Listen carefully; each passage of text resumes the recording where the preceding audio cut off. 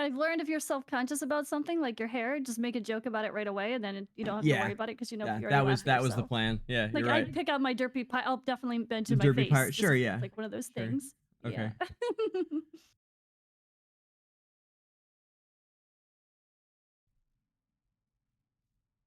Hey guys, welcome in. It's DangerGrey from Analytica, and I have a very special guest here with me today.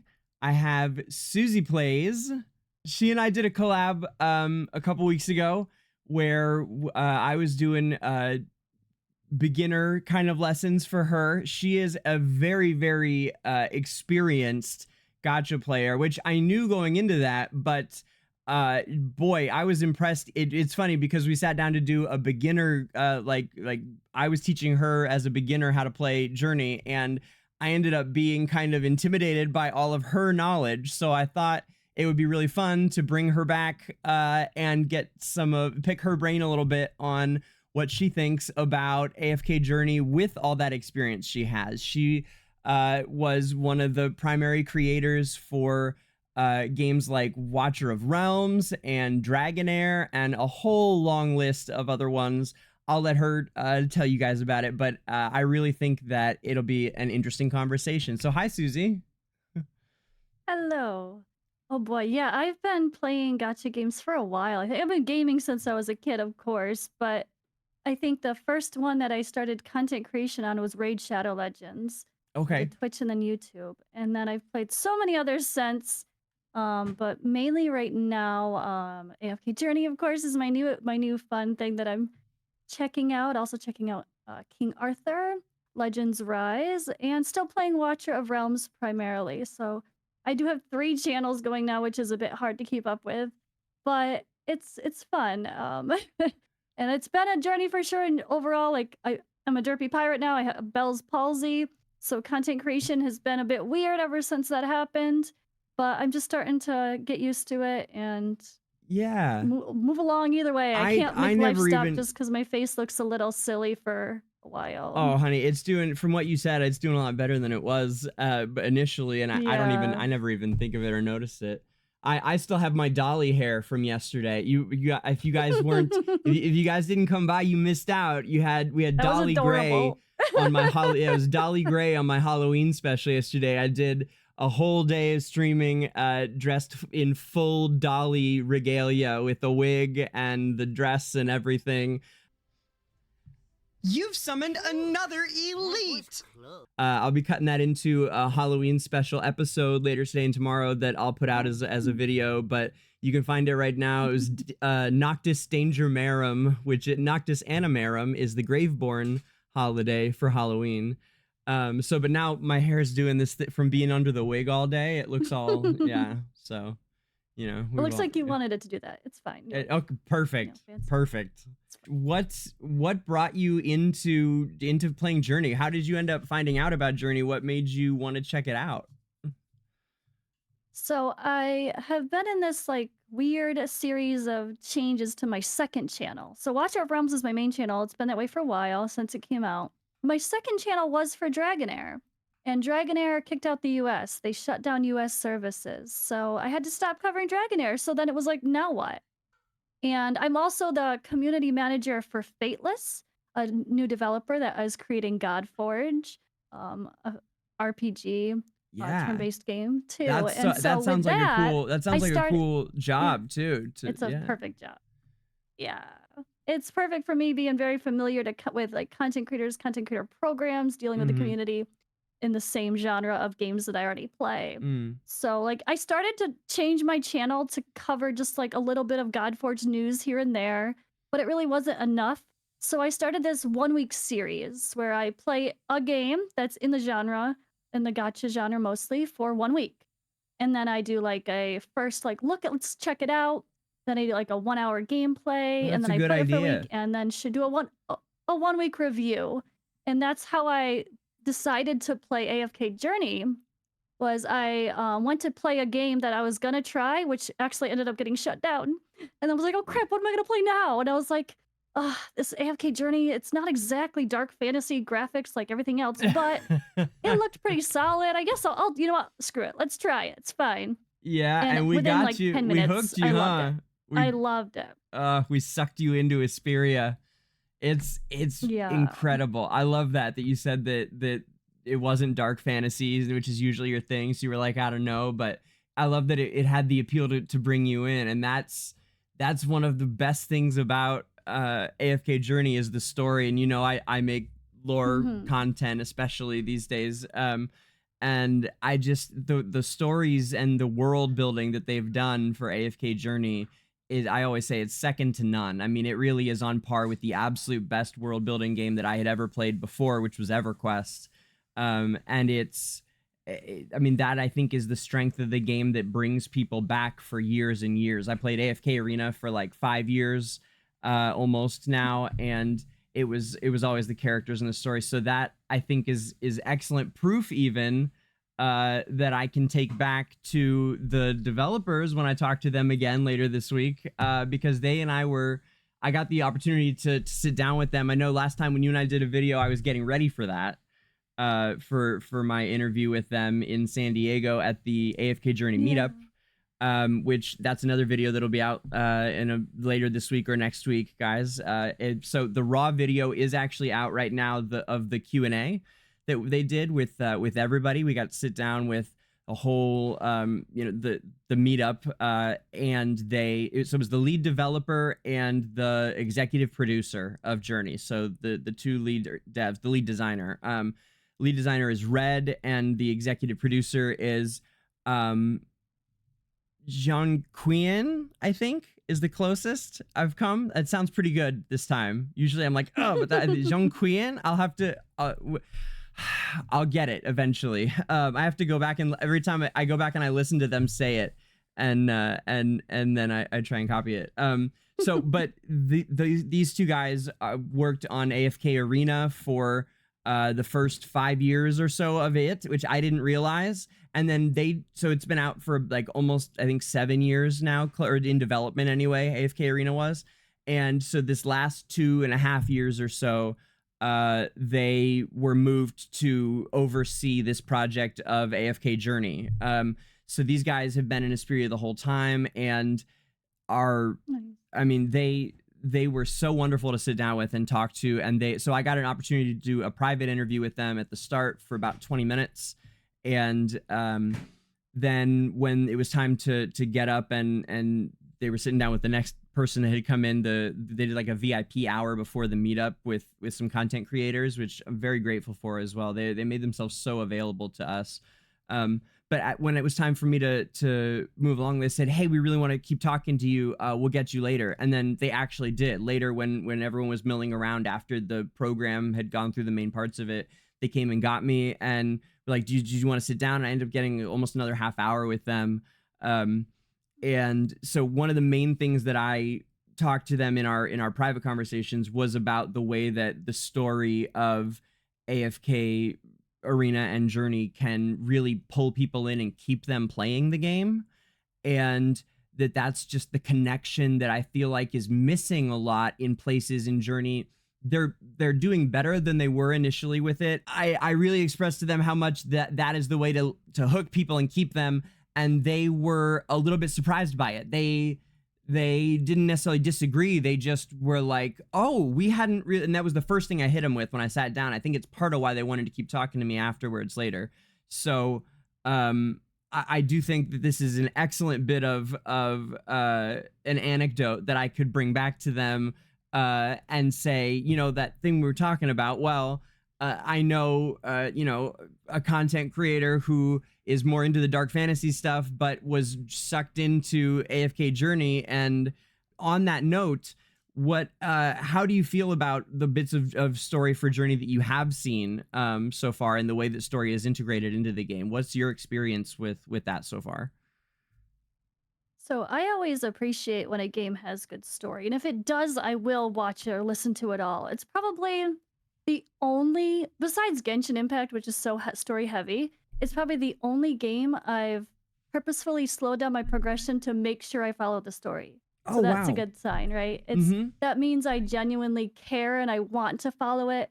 Like, instead of sitting there grinding it quickly at night while I'm in bed, just trying to hurry up and get it done, which I Sure. do. And like in most games that I play, which is the community I'm in, I know it. Most of us just story skip, try to get to the end as fast as you possibly can, pushing to the max I every was single blown away day. by that And when I first met you. everyone's I story didn't expect you to skippers. be such a end gamer, kind of like hardcore play. Like you were pro, I'm a man. You really little impressed less me. now. Mama life has made me have to be a little more chill. I don't have that luxury, Sure. so to speak, of 8 hours of grinding nonstop when a game comes out anymore. But that's Yeah. a good problem to have. Right. But yeah, I love the story, and I think they do a really good job with the flow and the pace of it. And they also allow you to skip it if you want to. So that's important because not everybody cares, and they're going to turn away a lot of players if they don't give the skip option. Oh, But absolutely. they really have to. But one thing I'm disappointed in the story is the best parts, the cutscenes, they don't let you replay them when you're doing the story recaps. Why is like the one thing that you really want to re-see the most that you might have Yeah. missed quick, or the thing that a content creator might want to rewatch to screenshot some thumbnails from? Yep. Why is Yep. that one thing not there? Yeah. That's my biggest critique of the It's story is let us rewatch the cutscenes. totally. Yeah, I didn't even realize that the cutscenes weren't in those replay. Like that's what I thought that was, that No. feature. Like No, that's what I thought- that's what it is for most games. That's what it would be, right? Mhm. Is it? I don't know. Yeah, Like you is that think- common? Usually you can rewatch them. Most games do not allow any sort of replay of story. The only Okay. one I've ever played that does is Higan Oruthal. They had like a library you could go and rewatch the campaign stories. That's which, another yeah. reason they should do it then. If a lot of games don't Yeah, allow it. exactly. It's another reason they should do it. That's one thing in Godforge that we want to have a way that people can watch the stories too. So, because it's like you think you invest so much time and money Of course. into the lore or the visuals you're creating, you want people to be able to experience them any way that they're willing to digest them, whether that be I want to grind as fast as possible right now because I can, or I'm in a room with a bunch of people, I don't want to turn on the sound and listen to the wonderful voiceovers, so Yeah. I want to do that later. So can I just grind really fast right now and then go watch it later when I'm waking up in the morning or Yeah. whatever? Like I wish you could digest it a little bit better that way. It'd be really nice to appreciate it properly, but Oh man, yeah, no, yeah. that's another reason they should do it. They absolutely should, because Yeah. then you can get as I think that is a great way to implement what I was trying to say to them in a way that grabs more players that you wouldn't even normally get with the like if you as you said, there's gonna be players that are gonna skip it no matter what, whether it's because they can't, like you said, they're in a public place, they don't want it to be loud or whatever, or sleeping baby, or they're just a hardcore gamer and that's what they do, bro. They're trying to get through it quick, bro. Like they got to get to that, that fat loot, bro. A lot of people. A lot of people, like a lot of people, like even people that, and then so many people just do it because they just expect it to not be good. That's another thing that I encounter a lot is they think that's true. Yeah, I think it's right? gonna be cheesy, but yeah, they don't expect it to be so good. And that's why I didn't play the game at first. It just looked cheesy to me. I was like, it looks like some Yes. Disney cartoony. I don't know. I don't have any interest. I don't care. Like I didn't like it. I just didn't like the style. Yep. But the second I gave it a chance, I realized how beautifully well done it is. Like, yes, it's cartoony, so to speak, but it's so well done. Yep. The visuals, the lighting, the colors, the everything, the voiceovers, it all is just so clean and crisp. When I play other games, I'm just like cringing so much. Like I'm playing King Arthur right now. I turned into a dirty story skipper. I can't do it. It's slow paced. No. They talk as slow as humanly possible. And then in between each transition of sentence, there's like a 5-10 second delay. You're like, okay, are they gonna switch to the next thing? It's so bad. It just slows down your progress and your excitement and just drags the story instead of making you interested in the story. It just needs some work in the pace of play. So I just started skipping it all. So I'm like, well, this has all this story. You're just like this. You're running around an open world, kind of. But I don't care. I'm like just not caring, which makes me feel so bad because like I want to care. I want to, but they killed it. You bring up another great point, Suze, that pacing is like essentially important too, because it doesn't matter how good your story is. It doesn't matter if no one's seeing it. So you have to have good pacing because if you can drive as so growing up as an actor and a performer, my mom was a theater director. I actually grew up, my mom ran a Shakespeare company growing up in Columbus, Ohio. She founded a Shakespeare company and ran it, and they did Shakespeare in the Park and musicals and things. And so I've grown up in a family with a theater director mother, which is not actually why I do it. I do it because I loved it. My mom she actually was like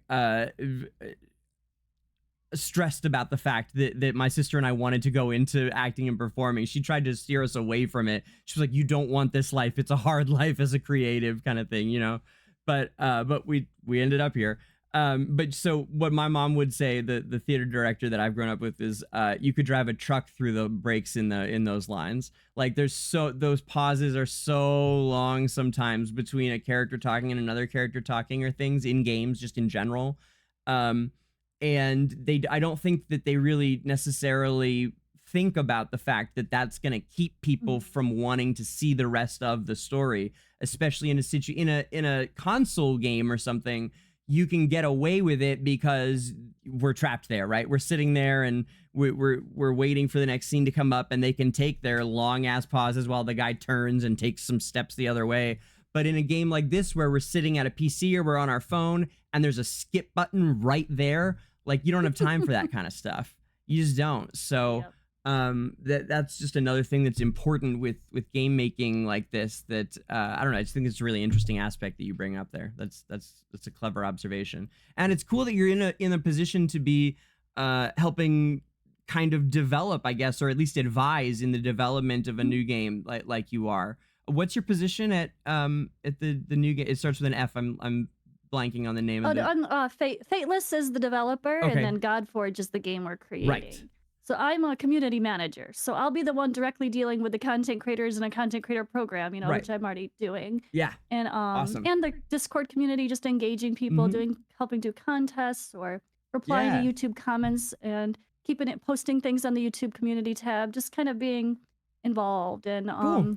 So yes, I am still involved though. Like, no, am I one of the main developers? Am I no. But do I have a say as far as I can certainly voice my opinion on something? Yeah. And do they care? Yeah, they do. Yeah. Like, oh yeah, they definitely allow everyone to share their thoughts. And I know I've made input and impact on a few big things that I really tried to push my opinion on, that I know that they're now trying to implement. So it's nice.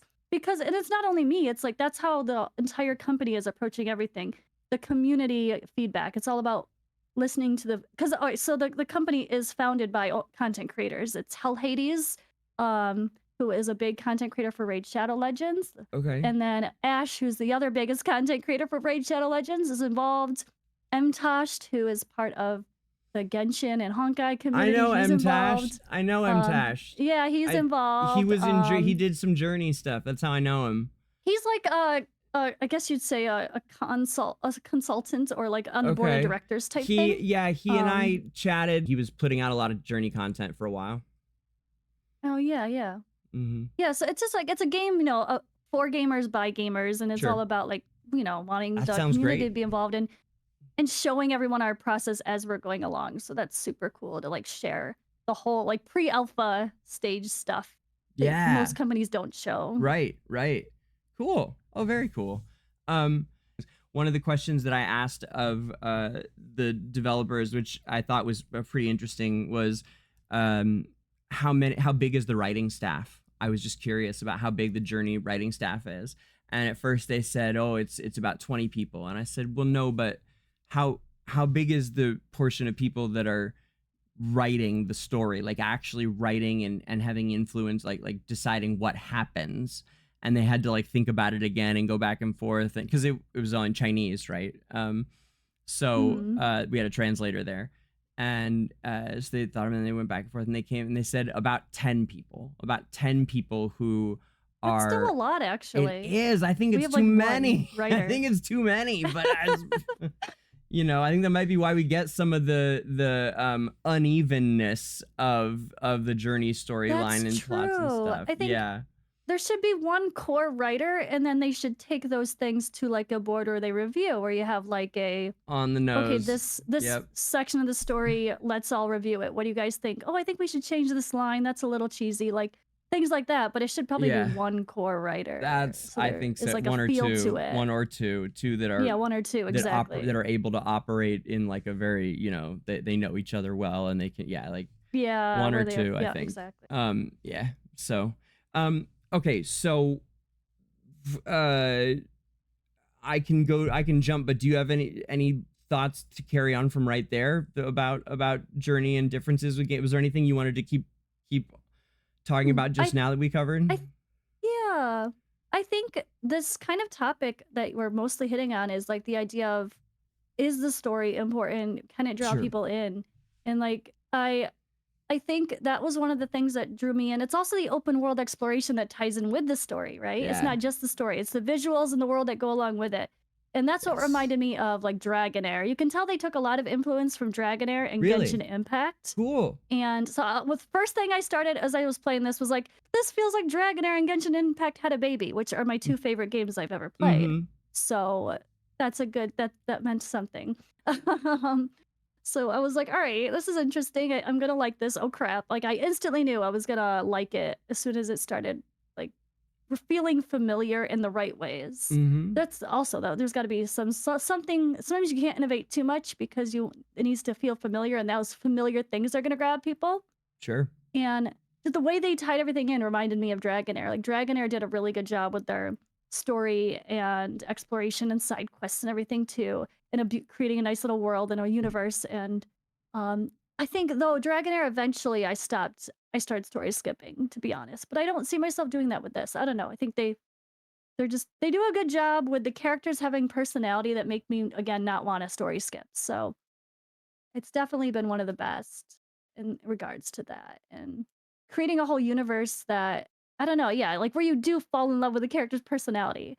Or like you're so curious of when that character pops on the screen again. You're like, uh-oh, what now? What are they up to now? Or like you feel like you're watching a movie, watching a TV series. Like I don't know. Yeah, they definitely know. They definitely that's what I expressed to them about keeping. So my overall point with really trying to stress the story and all that, I opened with this because then I was gonna get into like littler things about stories, so I wanted to open with like kind of a thesis, if you will, of like why the rest of this conversation is going to be important, was that's how you keep people for years, is that like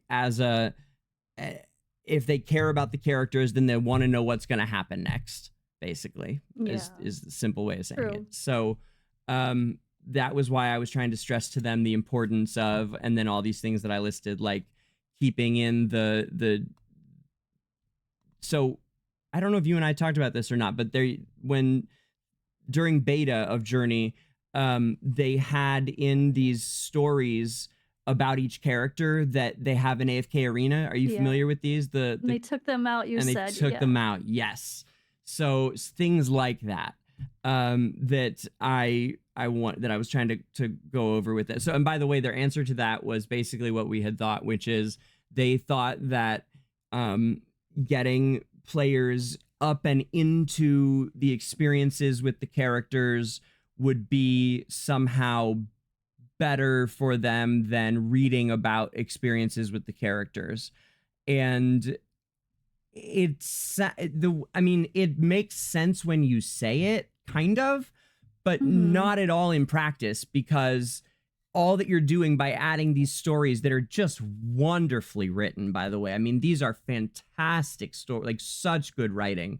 And not just, and because of that, I know that it, first of all, I wonder sometimes if they're written originally in Chinese or in English, because the English is just so wonderful. But if they are written in Chinese, then they also have some really, really lovely translators. Yeah, I mean, using really great word choices and stuff, right? Putting the stories back in, I said, just gives us such just a more robust vision of the world, of not just these characters, but of the other characters in them. So the example that I gave them was Eddie, or Odie, whose name was changed. 3 cards. What else we got? I didn't have him yet. Eddie from like Lion King, right?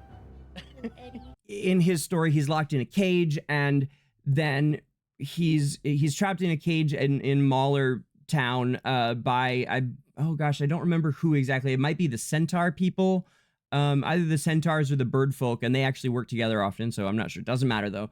But in the cage next to him is a bear folk creature like Kruger. Okay, do you know who Kruger is? Okay, and so we hear in the writing, they write about the bear folk and what's common of bear folk people, and what and so in these stories we're getting just such a clearer picture and more. It just is so, all these wonderful little tidbits, you know, it's like they're full of tidbits about the world that we don't get otherwise. So it's not a story just to teach us about Eddie, and it's not about our connection to Eddie solely. It's just about this way more vivid picture of the world that we're experiencing. And they really thought that was it, and so they said they would really consider that, and that was and then we talked about it, you know, a number of times the rest of the night too. It kept coming up, but that, I mean, that was the gist of it. What do you think about that in terms of other games that you've seen on that subject and stuff? Like, yeah, what could you? I think it's a good idea to have that because, for one, it's great material for people like you that like you do a lore video, you read it all, you put a story to it, you Right. know, people can follow along, and like I started reading the lore with Watcher of Realms. Every character has a long page of lore, and that is just something I add at the end of every new character review. I just read the lore, and people are like, "Oh, this is so great! I would have never read it otherwise." Like, Yeah. they love that I added that. Like, and that's Yeah. a game where people don't give a crap about the story, but they love hear. Like, I get so many comments Yeah. now that I added the lore at the end of every new character review. People love it.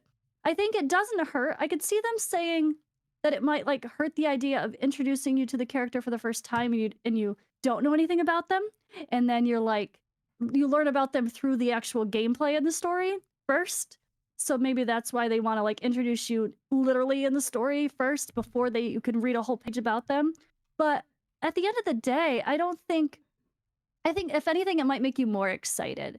I think if you've already read this story about, okay, this is this one character, this is their personality, and then you meet them in story, you'll be like, oh, is this gonna be the moment when they do that one thing? Like, it actually could be like exciting, you know, like even if you do know what's gonna happen because you were one of those few people that read the lore, so to speak.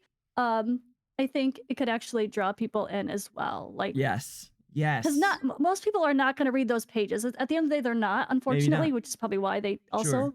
they're just not. But for the people that really do like a story, a game that's heavy in lore, it's going to attract them. It And is. then they're also, yeah, they're going to be rewarded with those little tidbits of excitement, maybe, you know? Yeah, no, doing your 1 week trials. That's a cool idea, by the way. Spend a week on different games.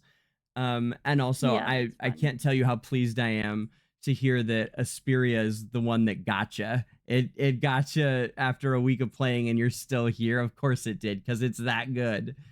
But It what? is. Yeah, what? So, what are some other differences that you see between Journey and games that you have played that you think Journey does right? What are some things that you think that they are really doing right? If I mean, I know you've talked about some already, but Yeah, like I think they're doing a great job with the AFK. Obviously, they're AFK, right? And idle games in yes, general can be so. I feel like they do a good balance of providing engaging content while still being an idle. Because I think some people just get bored of idols, but there's plenty to do to be, like, I don't know, draw your interest in this game compared to some others. I've seen I don't know how to sure, explain that. Like, I don't even know how to explain it, but like I think they have the competitive side of things. If you want to do honor duel all day, you can do honor duel all day. If you want to, and if you want to get super involved with the planning, the guild type activities, you can. I know you're really big on battle drills. I could care right, less about battle drills, yeah, personal. Like, so it's like I think there's a lot of like something for everybody kind of thing in this sort of game, which isn't always the case. Sometimes people, I think, get bored, but also it is a good side game when you're not doing the story. Like, once you get done with the story, and then it's just pretty chill to come in, do your dailies, and close it, or come in when you it want and is. close it. Like, Mm-hmm. and that's the reality of the more mature audience that plays gachas is we need that. We need that ability to play something on our own schedule that doesn't feel like we have to have the game open 24/7 because most people cannot be those kind of 8 hours a day grinder gotcha people, you know, that's not realistic for most people our age. Yeah, it's true. And It's yeah, true. it's like I think they do a really I good am a job bit of with a I am making a it bit of easy a to play dark late. horse over here. Yeah. It's unusual. Wait, Yeah. that's not the right word. Yeah, it's like for me, like gaming is my life too, so I technically Right. can, but it's not the normal though. Like Mm-hmm. Mm-hmm. we want to think it is. Like we know like how hard people can grind and how fast people want to hurry up and get the story done and be like the first person to do whatever the second a new Yes. season comes out. Yes, But I uh, guild lead most people are 300 not of doing it them. that I way. guild lead 300 Yeah. of them. Yeah. What's up, Analytica? Yup. I know how that goes. And all the games I play, everything is always like grind as fast as you can, which is where the story skipping comes in too. So at Um, least it's an option. But I think they do such a good job with the story that I don't want to be a story skipper. So that is props to right. how I good think what you they said about do. being able to revisit it would be huge. I think that I've heard that from other people too. And like I said, I was shocked to find out that that's not what that button does, basically. It does a I little bit like, but you can click on each scene individually and yeah. like talk to the people again. But it's like it needs to flow. Just like let it flow to where you can go, okay, next, okay, next, okay, next, and play the Yeah. cutscenes. And no, Right. you can just like as if you're just watching an episode of a cartoon or TV show or anime Sure. or whatever. Like it should feel a little bit more fluid, I or people totally aren't going to use agree. the feature at all. Yeah. No, it should be an option in that way. And it's yeah, I think it'll be essential in getting people hooked on that story. And then so like you played Genshin, right? You played Genshin Impact? Yeah. Did you I play a loved it. I lot didn't play or it long, but I oh, love okay. no, I wanted to, but it's just one of those kind of like games where you just have to be in it. You know, you can't just like passively set some battles and walk away or let it play in the background. Like I need background grinding games. Mhm. Oh, you It's can't hard to background. play That's not a an background game? no, it's an ARPG. It's every fight is manually clicking Oh, it's buttons, an controller, you ARPG. know, I it's thought Genshin was a gacha. yeah, It's not a it gacha? is, but it's an AR Okay. it's a gotcha. Gotcha just means like the summoning RNG systems. Oh, okay. So it's a But it's gacha. not turn-based or it's not like auto chess. It is a Right. gacha, it just is ARPG. It's So action command like fighting, manually fighting everything.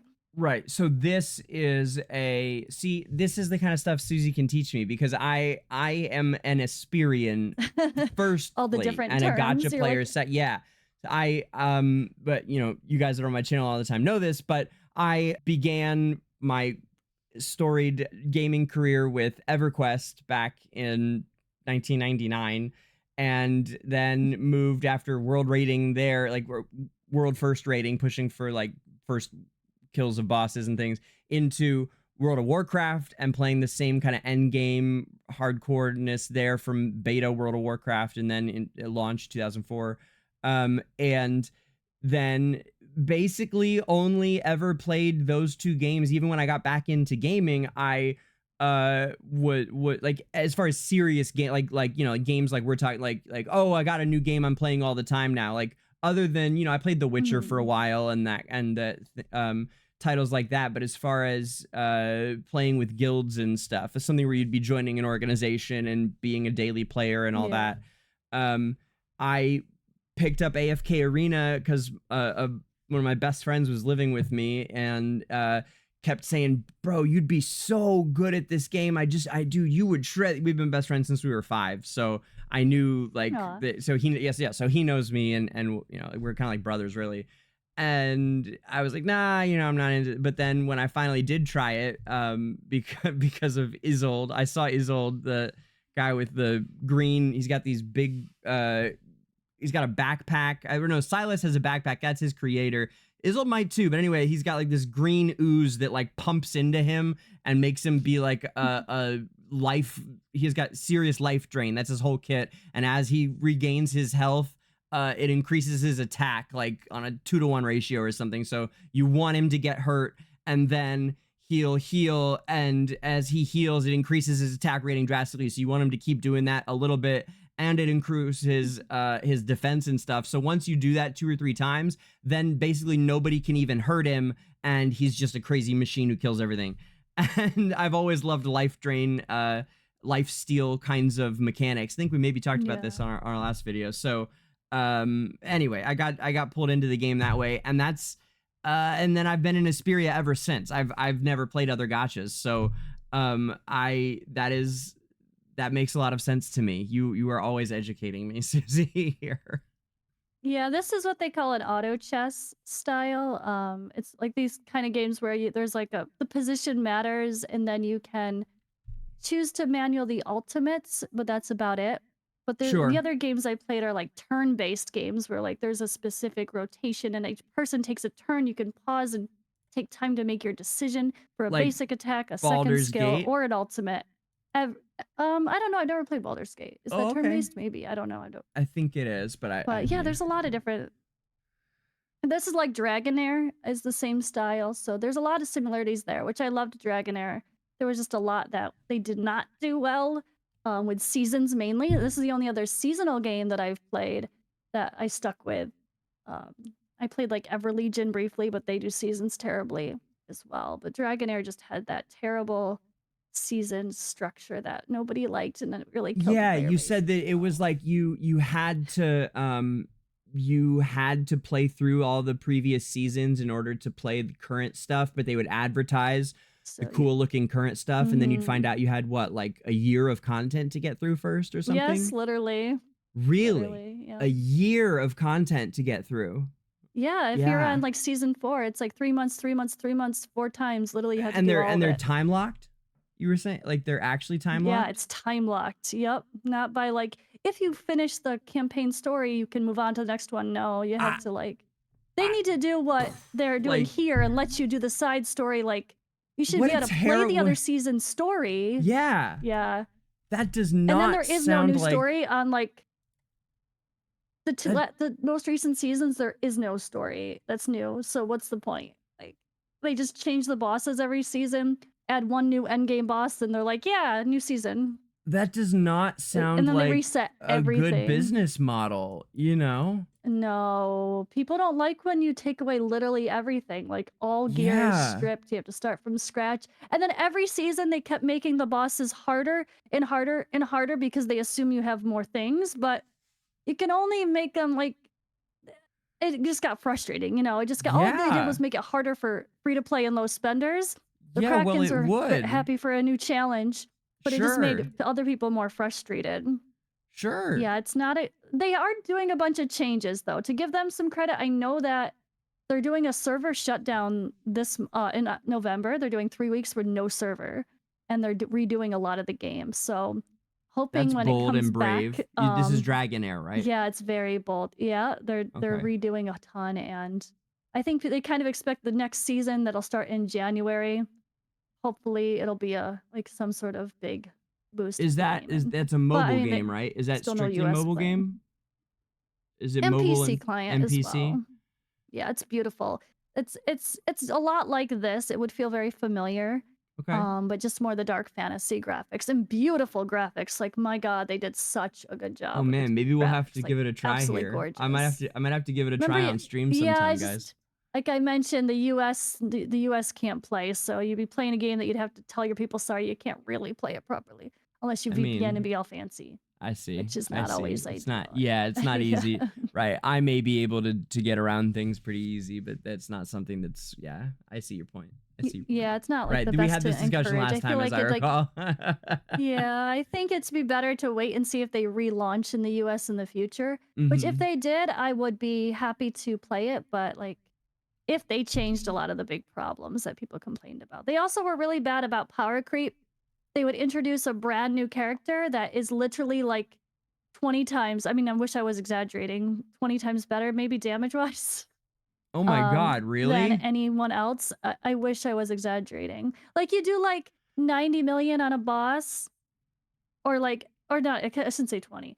In the beginning, yes. But yeah, like the teams that are equivalent would be still nowhere near. Like no, not even remotely close. And that's like a team that's maxed out, top duplicates of everything, and their exclusive weapons and all this fancy stuff, and can't with a one copy version of the character that don't even And come so close. It's like, and and then they won't everybody nerf has it. They to, wouldn't change it. right. And so then everybody literally has to buy that character to stay And you relevant can't just then. get that character because they make them really, really hard. They're rare to pull. Right. So Sure. it's just Okay, yeah, that like sounds if you don't have that character, you can't place in the seasonal rankings, and it's right. just, and that's where I Right. stopped. I kind of, even before they kicked out the US, I stopped caring about the game as much because of that. It's like if you don't have that one character, you go from being top 100, top 50, let's say you're top 50 the season before, this new character comes out, and all of a sudden, good luck being 150. So it was really frustrating. Yeah. Yeah, that sounds really frustrating. With Journey's release, I guess you haven't played it quite long enough to get like a real feel for the different ways that they're releasing characters, like um or maybe you have, I don't know. But so what are your impressions so far of like the rate up system and and Celestials, Hypogeans, and that, like, is this familiar with games that you've played before, and how do you feel about it so far? Yeah. I played Eternal Evolution, which is literally a copy of AFK Arena, so a lot of the systems are very familiar. There's a few games Um, like that apparently. My yeah, buddy, there's a my lot. mod on Twitch plays the Walking Dead All Stars, I think is what it's called, and that's apparently Yeah, like and a that's, literally yep. a copy paste carbon copy of AFK Arena as well. I think though that this feels, I think it feels okay to me. Like I feel like you could be 100% free to play and still have a very fun experience and get enough Yes, you resources to where can. the game feels exciting. And I think it low spend with the basic like battle passes and Mhm. maybe like I don't know the growth fund, and that's it. You're pretty good to Mhm. go. I don't think well, obviously the whales are going to be at the top of the rankings if they max things faster. You can't avoid that in a gacha though. I think if anyone gets too upset about those type of things where the whales win, you're in the wrong industry. You're playing the wrong game. Go play something else because that's just how it works. It's just there has to be some incentive for Sure. people to spend, and Yeah. if I everyone could be totally agree. equally as good, 100% free to play, Mhm. then why would anyone spend in the first place? Like there Yeah. would be no reason to. So it's just the As way it just as speeds up your progress and makes you go faster.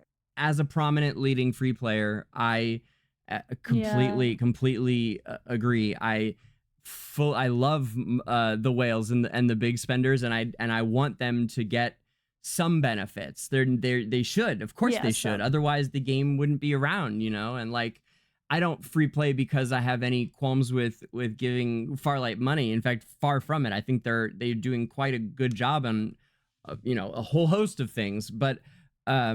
I do it for a personal challenge, right? So so it's I love that they have made it so I can play in this way and make it viable as they have. I mean, clearly.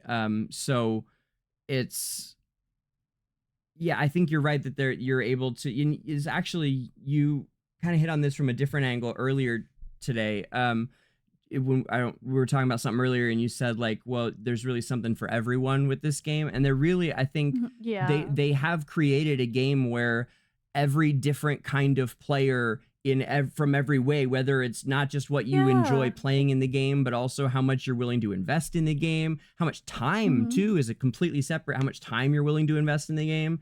And it does seem like across the board they've got it worked out so that it can appeal to different kinds of players with different kinds of time and different amounts of money to invest.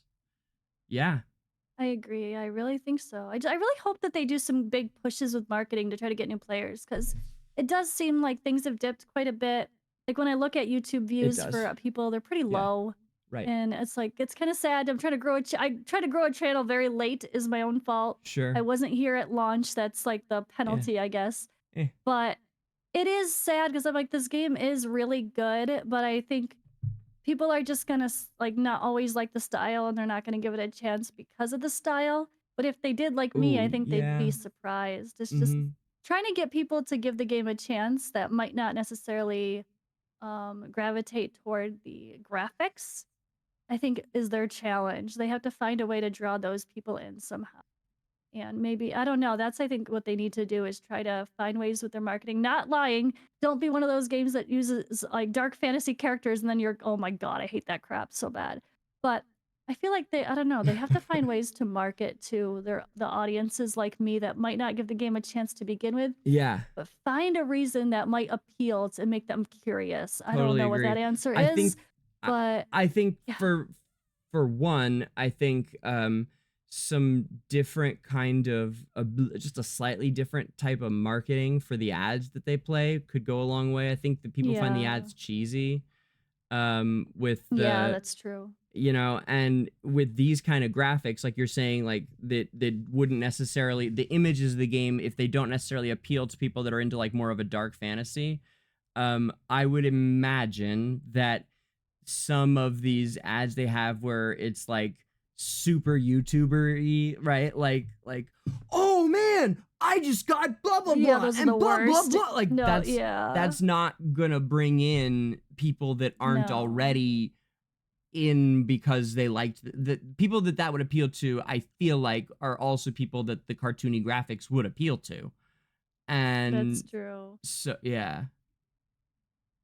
Were you gonna Yeah, and say I something? think they could probably do another round of pushing with content creator sponsorships. Like they did Totally, that with sure. before launch, right? Yeah, they And I did. think the game has changed a lot since launch. I know they Oh did yeah. some changes to the seasons, and I think unfortunately they might be a little bit like Dragonair, where a lot of people played very early on, and then they just stopped because they weren't feeling it for what a list of reasons, but they've made the game better since. So it's like I feel like they need to do some new marketing again to maybe get some of those same content creators be like, check out this new experience, or people in the different genres to try to pull in their player bases again. I don't know. Like maybe just Yeah, we try to sure. A do the new same round. thing Yeah, new again. round. Absolutely. I wonder if there's a way to. I think I do. I really do think if they were, or if they allowed me to, let's say in a fantasy world of our own that we're gonna create right here, if they allowed me to find the really compelling, that's the word. They need things, right? So what we need ways to compel people to give it a try, right? I think if they Yeah. allowed me to find some of the most compelling parts of the storylines or the backstory or the plots of these things, and jumped right into the middle of the compelling parts, maybe to like describe some, I don't know, or Yeah. maybe show if there were cinematic there are some compelling Cinematics to go with cinematics. it. Yeah. Yeah, sure. Yeah. I wonder if that would be able to bring in more of a crowd. I also wonder sometimes if the so they're a Chinese based company, and they, so I think they're out of Shanghai. Um and I know that China has like its own internet, right? And they have their own YouTube. Like they don't, Mhm. you can't, I don't think you can even access normal YouTube over there. So it being a Chinese game from a Chinese company, Mm. and the, I just wonder if their player base over there, as large as it could potentially be, or is in my head anyway, I wonder if we're unable to capitalize on that the way that you could if a game was in a different country where the players in that country are able to interact with the rest of the world. But I wonder if because they're pretty much kept separate thanks to that the government there, I wonder if that is, it kind of hurts the ability for the game to grow over here, because it's like big strong base is, you know, for all intents and purposes invisible to us. So people here can't see how big or like if we had all the people over there that like it being able to watch and like and comment on videos and create conversations with their neighbors, you know, because Google has, now you can just push the button at the bottom of the comments and it'll translate, which is so awesome. I love that now. Yeah. You know, so I don't know. I wonder if that affects it or not. Do you know anything about international? I mean, I know that when it comes to the opposite, like if a game wants to publish in China, you have to use a Chinese publisher. Sure. So that's interesting. Mm-hmm. Like with Godforge, like will we release in China right away? I don't know, but if we do, we will have a separate publisher. Like we will not be our own publisher as Fateless. We'll have to. That's how the laws require it. Yeah. So maybe that's what they need. Maybe they need someone to push the marketing that's a little more familiar with the Western markets and what's going to appeal to them. Oh, they definitely do. They definitely do, because a lot of the changes they've made to the character voiceovers and things are just tone deaf. Totally tone deaf to what the Western audience wants. And if they with a different approach, I think that would help a ton. Yeah, like they've changed voices of actors that everybody was horribly disappointed in, and I mean, I know several people have told me that they quit over it, like in the comments and stuff. If you go to I have a video that's called all the voice lines in Esperia, like every line from every character or something like that I put out on the day after that the voiceovers came out. So I played beta since the first week of beta, which was April 2023, so last year's April, and we had everything in the game. I was gonna say we had all of the writing and all of the scenes and everything for months until they voiced it, but we did, and then actually they had it for months until they voiced it, and then they got rid of all of that, wrote a new, really thrown together story that was like is not good and is still the starter story, and then we got that, and it was not voiced for a while, and then they voiced it, but we barely had that before they voiced it, because but the characters and their lines that they say we had for a very long time unvoiced. And so when they added in all the voices finally and by the way, the guys, when I talked to them about it, they kind of acknowledged that too, about how the starter story is not great, and it's because they had to do it quickly, basically was the answer I was given. Yeah. And I moved on because I had a lot of things to talk about. I wish I could have gotten deeper on so many things, but I think the voice acting is great for most of it, personally. Yes, it is. It's great. It's really good. The voice acting is wonderful. So once they voiced it all finally, it was exciting. And so I made a video called every voice line from every character or something, like the day after the voices finally got into the game. And so it ended up being, it's like a record of the voices from before they were changed, but unintentionally, right? Like, because that wasn't the purpose of it. I was just putting it out there. Also, it is not every character, every line, by the way. I like somehow forgot that Celestials exist when I made it. That's funny. Yeah. And Atalanta's not in it because I didn't own her. Still don't. Actually, I think I ended up I got a copy from Soulstones, unfortunately, eventually. But well, actually, we can. I mean, we can find out. I have that account here. But anyway, there's comments on it all the time. People will go to that now to hear their favorite characters because they can't anymore. Yeah, like I have one copy. I don't know if you can see I think you can see my screen. We've got one copy of Atalanta. They got rid of what you mean? Oh, or they just changed the voices for some people. So they changed just some of the voices, just some. Okay. So after they had the characters in here. Sorry, I didn't know if you and I had covered that yet or not, but they put out all the voice actors and they released, and it was only about a week before launch, if that. It was I think it was on like, I don't know why I remember this, but I think it was on a Wednesday before the game launch, and the launch was on the next Thursday or something like that.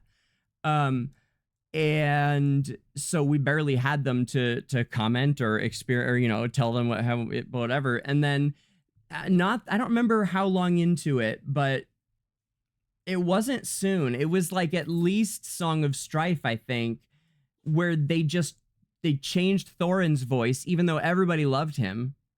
And the new one is very nondescript, I think. Like he doesn't grab you in any particular way.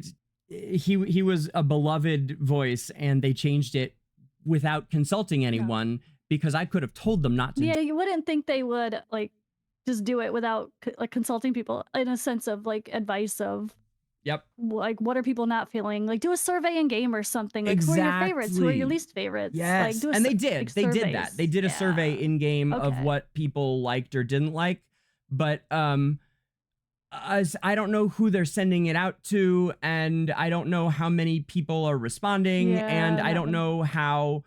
I mean, like, I feel like that is a way to you can absolutely gather data from it, but I also know they never asked what we thought of it after they made changes, certainly. And they used to do a lot more surveys than they do now. They definitely didn't consult with the community who cares about that particular part anyway, you know? That's true. Like, you might have had targeted the right people. Yeah, right? Like they're not gonna ask the people that care. Right, like you're not gonna ask the lore community how they feel about the battle drills second round final bossing. Like, you can, but their opinions, if you only listened to their opinions about it, you would end up breaking it because their experience of it is not that for obvious reasons, right? All kinds of different reasons. Like, it's not that important to them, and they don't know it that well, blah blah blah blah. So what they end up with is all these comments on my video of people, and I talk to people about it all the time, right? But this is just like a very visual, easy to find example of it, of people talking about a bunch of different characters that, like, I can't believe they changed this. What a shame. It's very widespread, and people used to come in and talk to me about it all the time. Now they don't, because like we all feel stuck with it, right? I mean, at some point you just kind of have to accept it, right? Same thing with like the Eddie Odie thing. Though. What's that?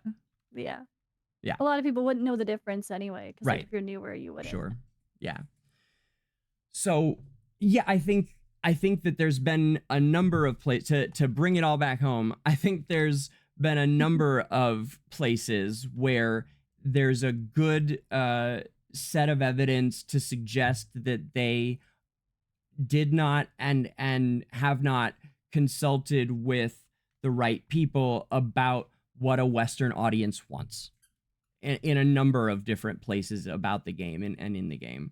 So I do think that would be a huge place where they can shore up a lot of the drop off of players, to get back to that issue as well that you brought up about the dwindling player base, which is of course so that's everything, right? If there's nobody playing it, we don't have a game to cover for us, right? There's nothing to, It's okay if that happens, because it's going to, no matter what. Any launch is going to be big, and then people are going to fall off. But especially they really launch, need to keep the momentum going, right? It's like they need to really push when they have, every time they have a new season, go heavy on the marketing and make sure that includes content creators. Because I haven't seen any content creators market AFK Journey once since the beta. Like, none. I've not seen a single ad up for AFK Journey anywhere, or anyone doing sponsorships that I know. Like, why did they stop? I think they took their foot off the gas there completely and just like sit back and coasted. But they got to remember, they still got to keep the new players flooding in somehow. Oh yeah. And I think that maybe they neglected that a little too soon. Yeah. Well, thank you for coming in and sitting down. I mean, it's always fun to get to sit with you. Your how do I say it? I always say it. Your vision, I think, that you have on this game is just so well educated because of all of your experience that I love picking your brain on all kinds of things. So we'll have to do this again sometime soon. Okay, Suzi, we gotta get some podcasts going too. I think Zasis wants to do that as well. Zasis, is that how you say it? he doesn't know how he says his name. He says everybody says it different, and I'm like, how would I you say think it? And I know you say Zaxis. Zaxis, yeah, because it's Like, I was like, oh, Z-axis. is Isn't it that like his name? Like the Y-axis, the Z-axis? X-axis, Z-axis. Is it? Yeah, like, although no, I guess that would technically be A-X-I-S, No, wouldn't it'd it? be a capital A. Yeah. I think of it as was like, is it Z-axis. Zaxis, Yeah, like so Access Hollywood? You know, like Access. Right, But it's definitely I see Access it with as a just Z like at a the name, front. like Zasis. Yeah, I don't could see know. that. I could see Zasis, sure. My European brain, my now you're living in Europe brain says Zasis. I don't know why, but all right. Well, Suzi, thank you for coming on. This was great. This was so much fun. It's always fun. You look so cute too with your pigtails. Yeah. My funny skeleton shirt. I was just looking at the skeleton who's feeling you up. What's up with that? Funny. I was just. It's one of my favorites. Everyone always loves it. I love it. It's yeah, Halloween, he's right? getting frisky. I mean, that skeleton's. It's so funny. I love it. All right, girl, go take care of your baby. Okay. Okay. Thank you for having me. Of course. If you guys want to check out Suzi's content, you can find her at. Tell him, Suzi. Oh, YouTube, SuziPlays AFKJ. So SuziPlays AFKJ, and of course, I'll have all of the links in down below. Did I do that right? Is that how you do it? Did I do that? I'm new to this. All right, take care, guys. Stay safe, Esperians. We'll see you next time. Bye.